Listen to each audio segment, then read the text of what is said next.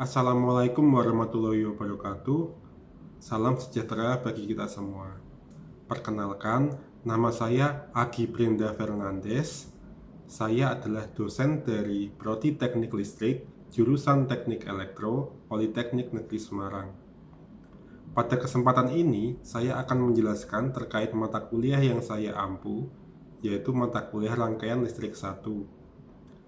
Mata kuliah Rangkaian Listrik 1 merupakan mata kuliah wajib pada semester gasal dengan bobot 2 SKS. Mata kuliah ini mempelajari terkait teori arus searah atau arus DC. Capaian pembelajaran dari mata kuliah ini antara lain adalah: yang pertama, mahasiswa memiliki pengetahuan secara komprehensif tentang konsep rangkaian listrik dan hukum dasar kelistrikan. Kemudian, yang kedua adalah mahasiswa memiliki kemampuan berkomunikasi secara efektif, berpikir kritis, dan membuat keputusan yang tepat. Yang ketiga adalah mahasiswa memiliki keterampilan dalam pemecahan masalah pada persoalan di dalam rangkaian listrik arus searah. Garis besar mengenai rencana pembelajaran semester dari mata kuliah ini antara lain adalah: yang pertama, konsep dasar, kemudian komponen listrik, hukum-hukum listrik, analisis rangkaian, dan yang terakhir adalah teorema rangkaian.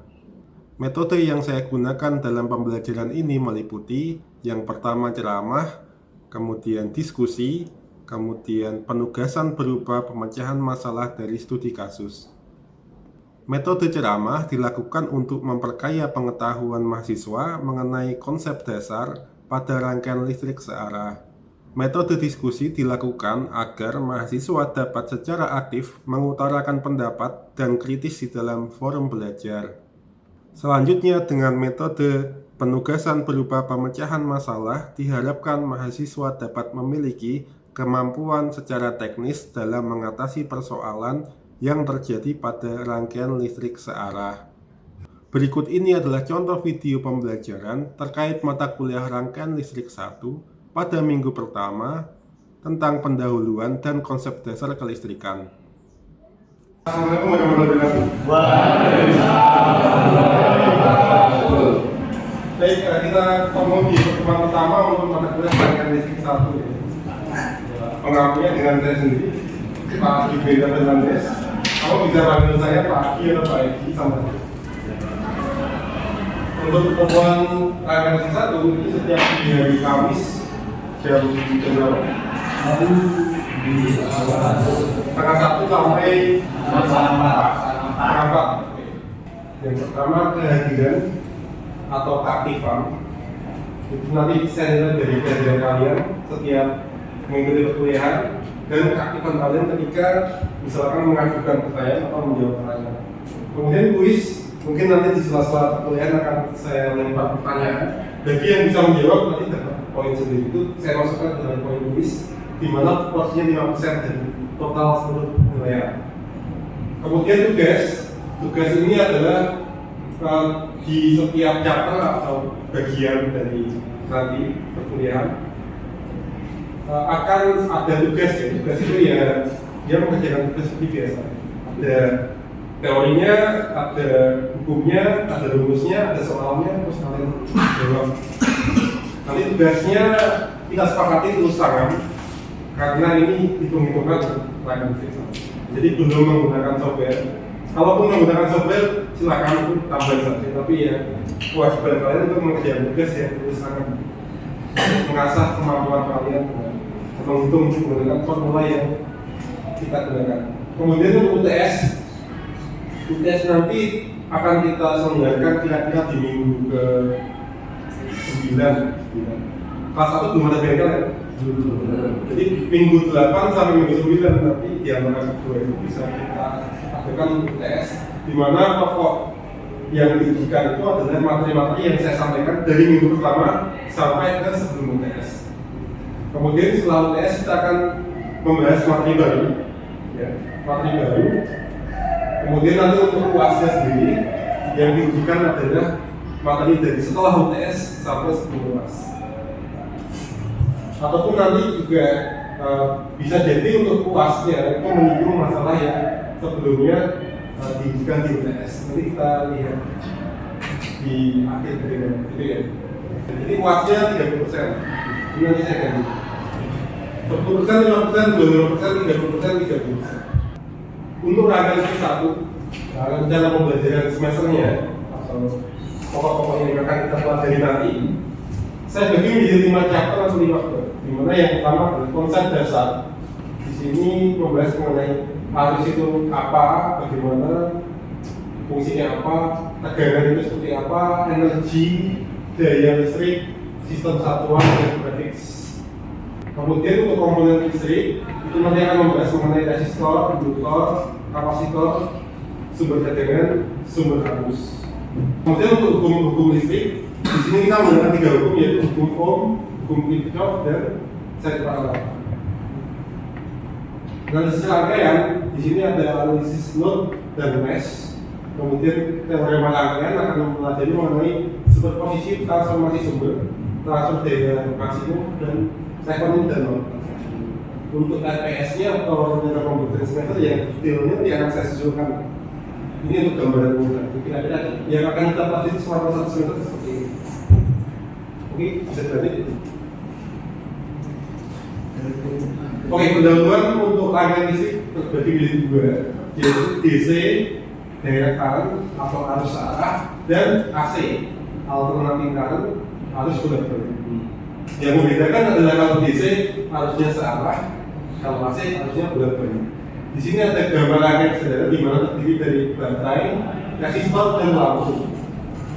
Lampu DC tentunya ya, baterai itu DC, resistor lampu. Di sini ada sumber AC, resistor juga, sama kemudian lampu AC. Kalau kalian cermati di sini ada kuning-kuning yang berjalan itu merepresentasikan arus listrik. Jadi di sini arusnya itu berjalannya searah. Ibarat kendaraan itu jalannya searah, tidak ada yang bolak-balik. Arahnya adalah sesuai dengan arah yang berjalan. Clockwise.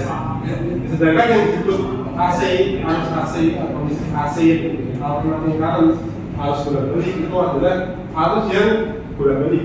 Jadi kadang sesuai dengan jam, clockwise, kadang counterclockwise. Kadang clockwise, kadang counterclockwise. Kalau dalam satu titik itu ada clockwise, counterclockwise sebanyak 50 kali, jadi frekuensinya tersebut 50 Hz atau frekuensi PLN 50 Hz.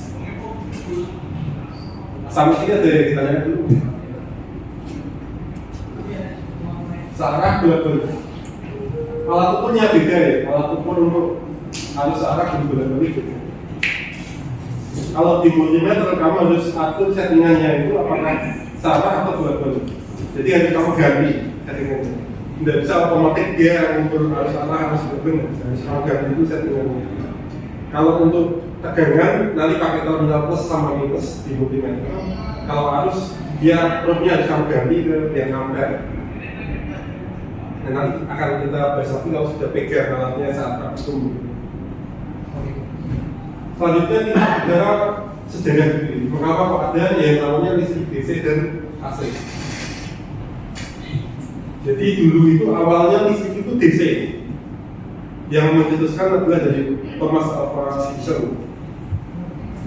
Kemudian ada beberapa kekurangan DC dan beberapa kekurangan DC. Salah satu kekurangannya dulu itu saluran listrik, kabel-kabel itu semeraut seperti itu. Jadi tidak beraturan dan banyak sekali. Di udara itu steamer kabel listrik dulu saat DC.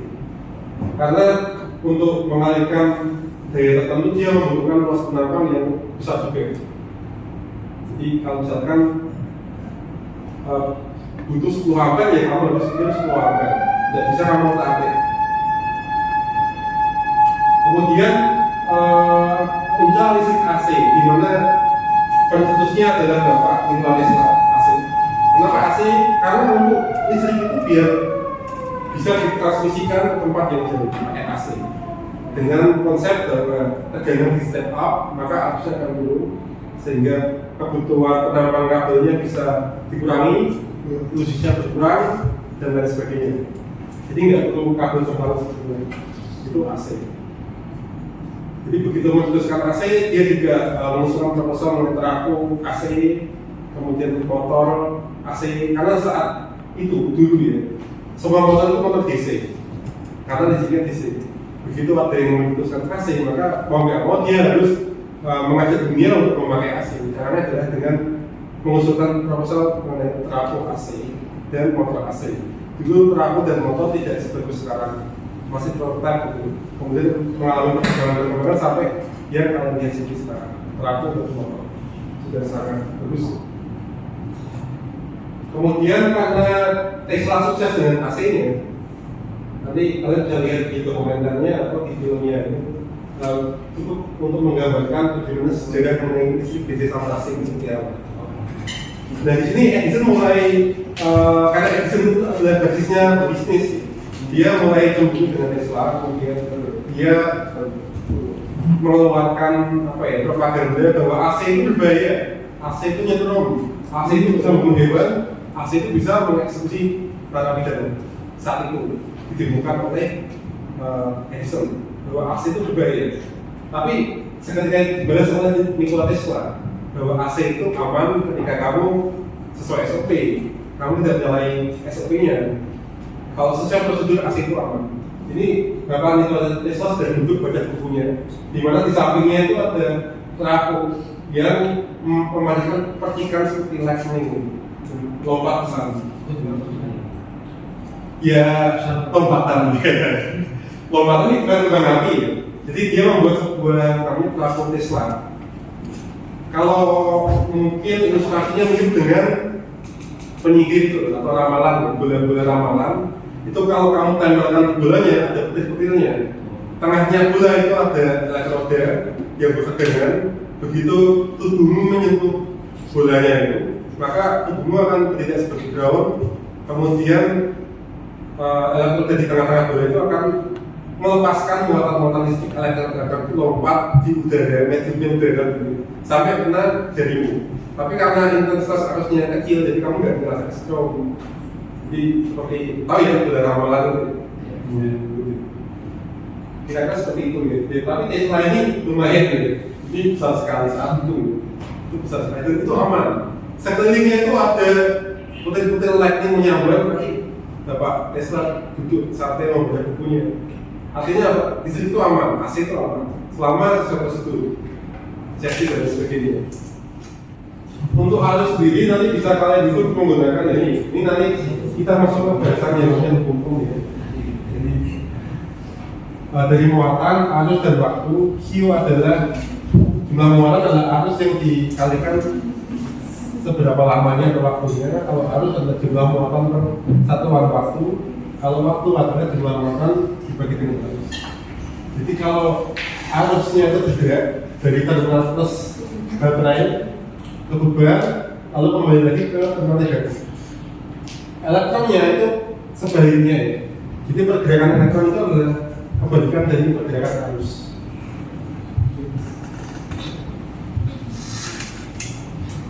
Kemudian berikutnya tegangan listrik.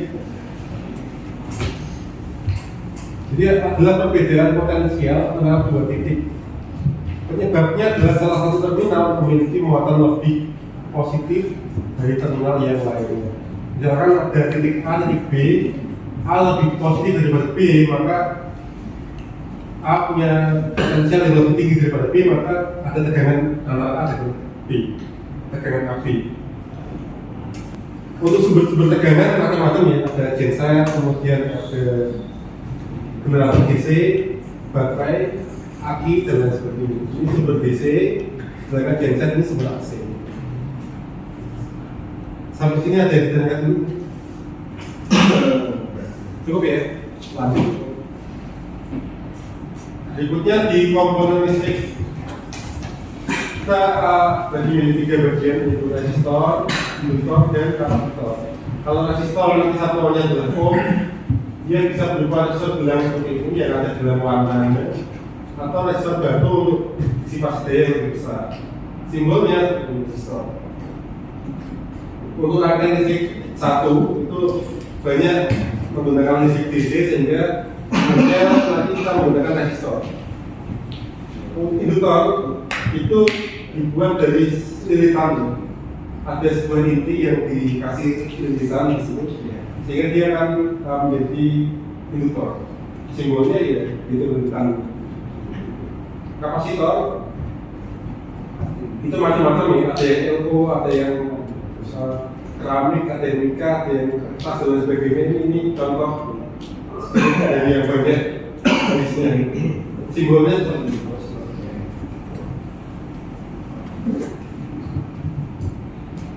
Untuk komponen-komponen yang seperti ini nanti bisa kalian buat di saat praktikum.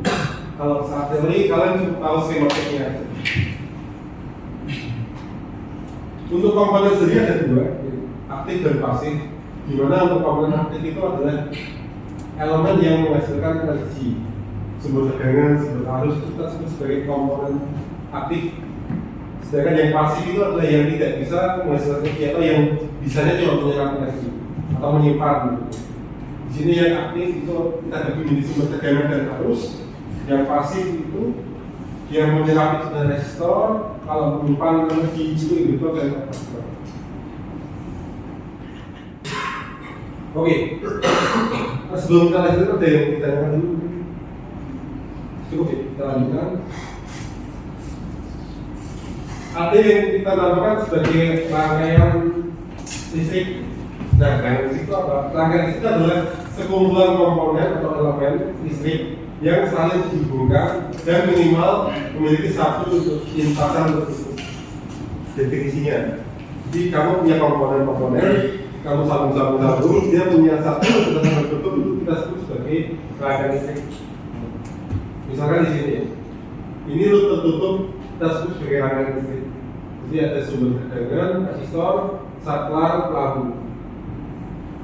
Komponen aktif sumber tegangan, komponen pasif resistor, saklar, cuma perantara aja ya. Kemudian ini komponen pasif. Selanjutnya daya. Daya itu adalah kemampuan untuk membangkitkan atau menyerap energi listrik per satuan waktu. Daya itu bahasa Inggrisnya power, disingkat ini. Jadi mungkin ilustrasinya begini, ini kalau sudah terlalu teknis bahasanya nanti takutnya kurang nyantol. Saya ilustrasikan. Kalau manusia itu punya namanya energi.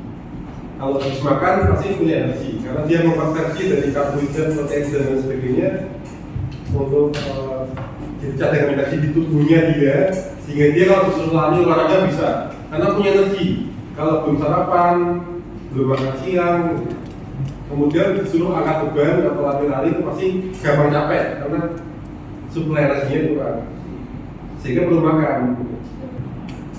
Itu energi yang disimpan. Kalau daya itu potensialnya, kemampuannya dia untuk mengeluarkan energi itu sebesar apa? Itu daya. Misal ada angkat besi 100 kilo. Mungkin si A bisa angkat 100 kilo, si B nggak bisa angkat. Si B bisanya cuma angkat 50 kilo. Jadi dayanya si A lebih besar daripada si B. Tapi kalau kita hitung energi mungkin nanti akan sama ya. Berarti kalau sarapannya sama lah porsinya gitu ya. Si A sama si B sarapannya sama, makan siangnya sama porsinya.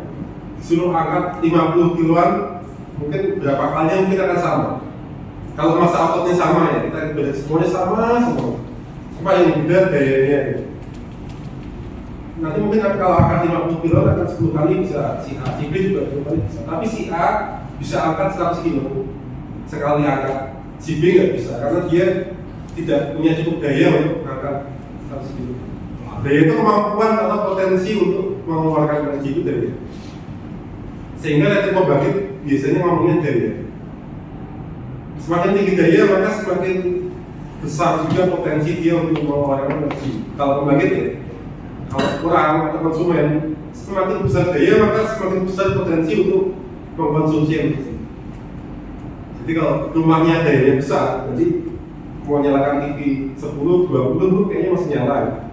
Dayanya besar kok. Jadi kemampuan untuk menyerap listriknya itu semakin besar juga. Tapi kalau rumahnya daya kecil, 450 VA, mungkin TV 5 jadi break. Karena kemampuan untuk mengkonsumsi listriknya juga terbatas. Daya kemampuan untuk menggunakan listrik kalau pembangkit jadi membangkitkan, kalau konsumen jadi mengkonsumsi atau apa ya, menggunakan listrik. Itu daya power. Bisa dipahami? Ada yang ditanyakan mungkin? Kalau misalnya aku kan 5 watt itu berarti dia mengeluarkan dari Dia mengkonsumsi 5 watt. Ya. Dia merubah listrik 5 watt menjadi dalam bentuk cahaya dan panas. Mungkin yang jadi cahaya 10%, yang jadi panas 10%, sehingga lebih banyak panasnya dari cahaya ini 5 watt. Kira-kira seperti itu. Tapi kalau pembangkit 5 watt, berarti dia mengeluarkan 5 watt. Energi tadi ya. Kalau daya itu kemampuan untuk membangkitkan atau mengkonsumsi energi, potensialnya dia. Kalau energi itu ya energinya. Artinya kemampuannya tadi daya tadi kalau tinggalkan waktu akan sama energi. Kalau di pembangkit berarti energi yang dibangkitkan.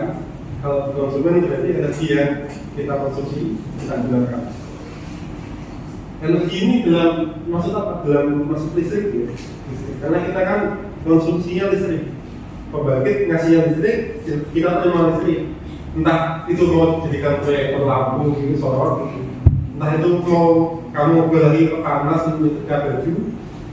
Ya, entah itu kamu mau ubah lagi dalam bentuk putaran kipas angin untuk mengatasi biar nggak suhu atau apapun itu. Entah itu buat mendinginkan di kulkas gitu. Tapi kan kamu konsumsinya listrik.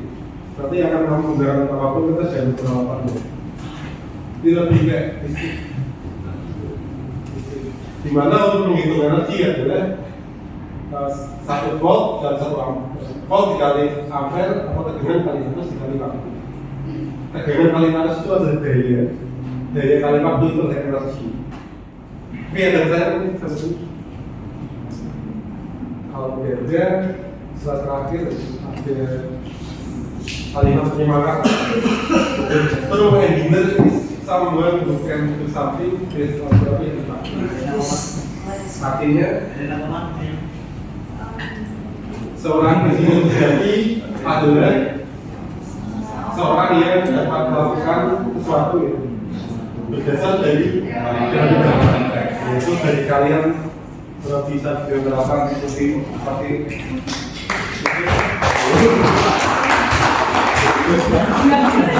ya, kalau agensi biasa kan dia cuma tahu teori pakai general. Kalau kalian kan harus tahu teori. Oke, sekian dari saya kan itu.